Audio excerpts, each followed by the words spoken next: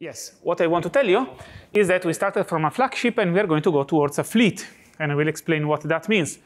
So here are the three areas. I say three, they are originally five, but now we are grouping them in a way. So there are communication, computing, simulation, sensing, metrology, as everywhere else. This is, we also underscore very much the aspect of basic science, which is underlying all of this. And we have in our research agenda, of course, the dimensions which go across the whole application areas of engineering and control, the aspect of education, I will come back to that in a moment, and also the very important, also Umesh Vazirani was underscoring this in his talk today, of software. You cannot have quantum computation without algorithms. And this is something that we call scientific and technological resources, both on the more applied side and on the more basic side. We want to pursue it further throughout the duration of the flagship. So it's not just, we go from basic science and we move into higher and higher TRL, but we continue pursuing that to get the innovation coming in for the years to come. One important aspect I would like to underscore here, in case this works, yes, is that, computing and simulation, we are now moving outside of our framework program for research and innovation, which is called Horizon Europe. Before it was Horizon 2020.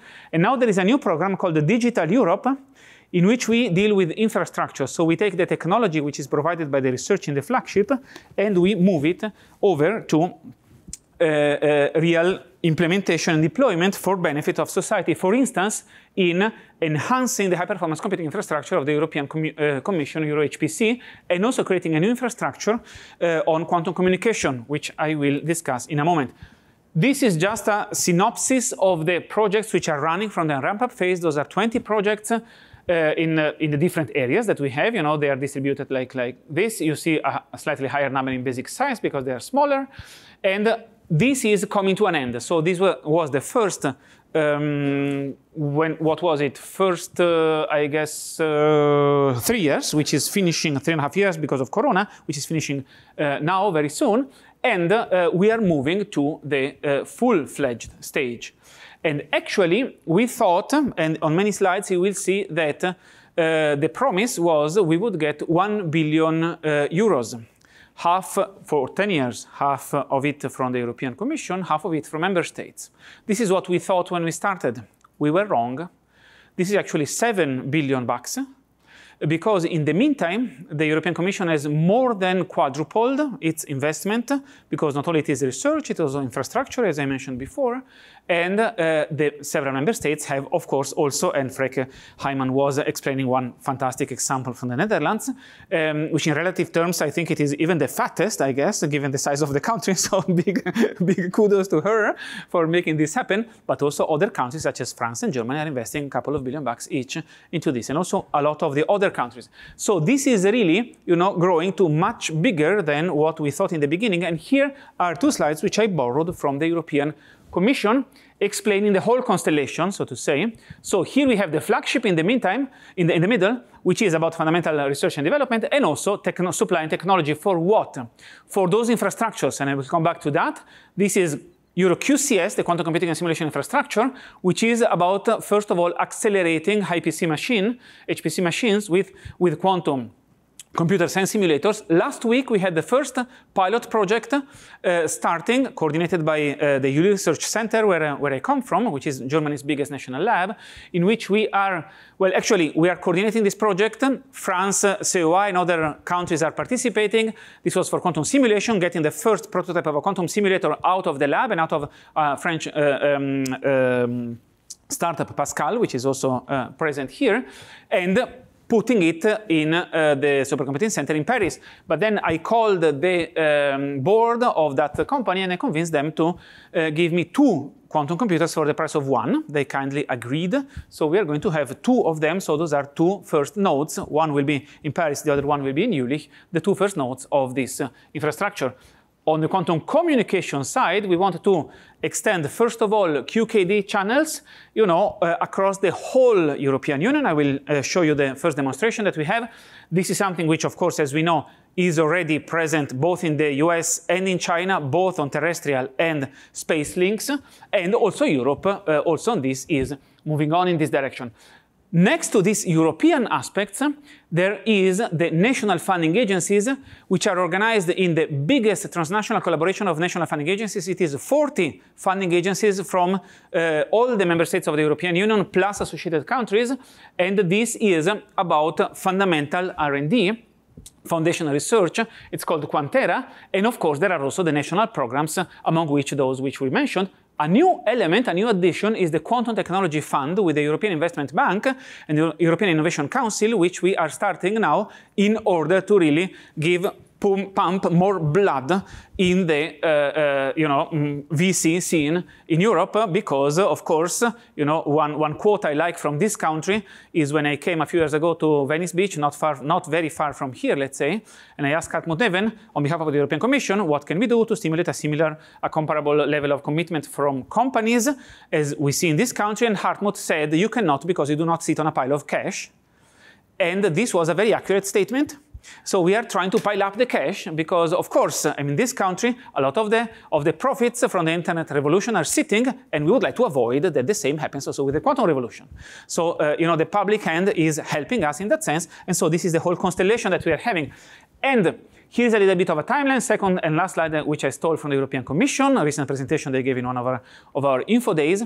So there are all these different strengths of development. There is the research and development, R&D, and we are finishing now the ramp-up phase of the flagship. Now in Horizon Europe, the next framework program, we are going to the technology demonstration, and then we will move on to the implementation, especially in the context of those infrastructures that we said before. So this is the deployment in the context of the Digital Europe program, which is for the, as the name says, digitization of European society. So we have the first quantum simulator pilot, which I mentioned just before, and then we will have other projects called with integration in a modular way of quantum computers with HPC machines, and we have the first phase of the European quantum communication infrastructure starting now, and we will deploy that in the next years. So then we also have a significant effort in terms of pilot lines and open testing and experimentation facilities. We have a call which is out now, very much in line with what we have seen today in this morning's presentations, and also some recommendations which QEDC has made. And then, of course, we want to move towards a real production capability. This should be also enhanced now by the European Chips Act, in which the European Commission is going to put a lot of money in order to really ramp up production capability for both classical and quantum chips at European level.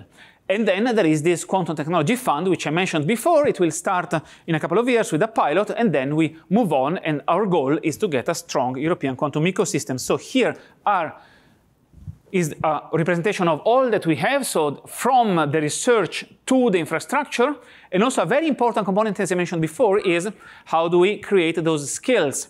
So we are going to have also a Europe-wide program for master courses and curricula, for instance, and even bachelor perhaps, but focusing especially on master, and for training of the new generation, as was this nice slide which we saw before, is not everybody needs a PhD actually, so there is a lot of investment to be done in that context, and this is happening in the context of the Digital Europe program. So here is our website for the Quantum Flagship, and here is the website of the European Commission for Digital Europe, in which all of these initiatives are mentioned.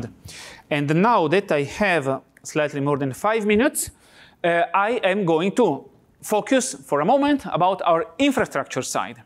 And why is this important for us? Because, we have really to bootstrap, clearly, admittedly, Europe is not as strong as the US in industrial terms in quantum. This is very clear. This conference, not by chance, takes place here. We have to honestly admit what we see here, the strength of commitment. We do not see that in Europe yet.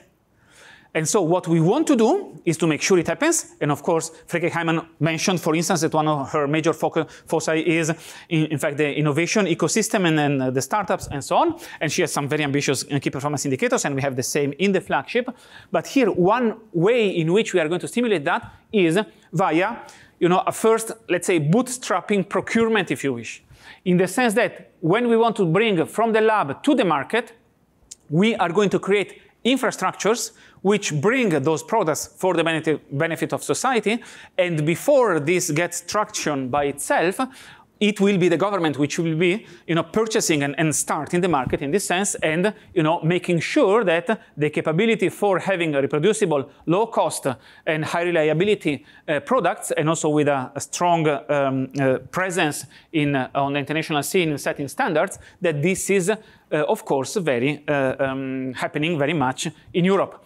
There is this big issue of intellectual property. I have in my pocket a little thing which I will show you afterwards. It's in this box here. I will explain afterwards during the discussion, because this is the most sensitive thing. We are having the most fights inside and outside of Europe about this, so we have to sort of think together how to do that. And I welcome very much the handshake between QEDC and Quick, which I helped giving birth to during the last year, in order to sort of move in this direction. So now the last couple of slides are about what we do in these infrastructures, which I mentioned. So the quantum computing and simulation infrastructure is about, we take both HPC machines, which we use for emulating quantum hardware. We have actually the world record there. Actually, it was from Jülich, the sort of benchmarking which came in the Google Quantum Supremacy paper. So there is a strong collaboration also there, not only in terms of simulating, but also really using this in a modular way. You want to use quantum machines as coprocessors in a modular architecture together with HPC, and this is really a testbed for hardware developers and producers to make sure that all the different platforms can be accessed also from the outside world. Let's say you could call it a public Amazon bracket, if you wish. An offering like that. We have, for instance, infrastructure in Jülich, which is called Unique, in which we are starting to offer a range of different quantum computers for users to develop applications to play with these machines and to be able to bring use cases forward. That was for computing. This is for quantum communication, both on terrestrial and satellite links. What we want to do is to integrate quantum crypto in existing communication systems. And of course, the goals are the obvious ones: protection, data security, clock synchronization, and so on.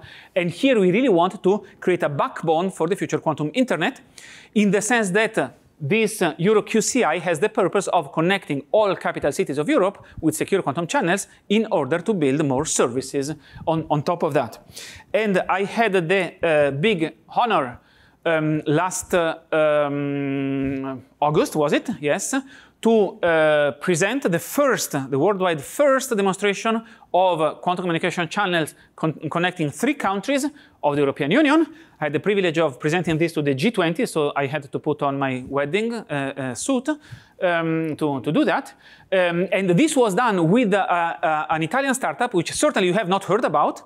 And that's a good thing in the sense that there are a lot of such startups, sprouting. We just heard, Freke had on her slide 7, oops, it was out of date. They are 13, oops, it will be soon more. So really, a lot of these things are coming up also in Europe. Since this was in Italy, of course, the Italian government would not have been very happy if we did it with another startup, so we did it with the Italian one. And this is between Italy, Croatia, and Slovenia, in which we did a demonstration of our infrastructure. And I have 1 minute, 20 seconds in order to get some questions. Thank you.